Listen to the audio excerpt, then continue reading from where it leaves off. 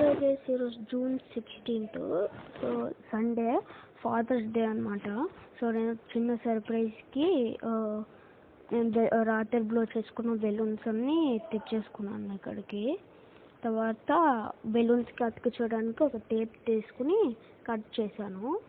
Cut చేశాక డెకరేషన్కి పైన balloons అవన్నీ పెడుతున్నాను ఎఫ్ షేప్లో పైన అలా. దాని తర్వాత ఒక టేప్ కట్ చేసుకుంటున్నాను, అది చాలా అవుతుంది. తర్వాత ఫ్లవర్స్ పాపర్కి ఫ్లవర్స్ లోపల పెడుతున్నాను. ఫ్లవర్స్ లోపల పెట్టాక అది పాప్ అవుద్ది అనమాట. సో కింద ఇక్కడ ఏంటి పాపరు, సో బెలూన్ ఇలా లాగితే పైన నుంచి పాప్ వస్తుంది. Thank you. సో గైస్ ఈరోజు జూన్ 16th.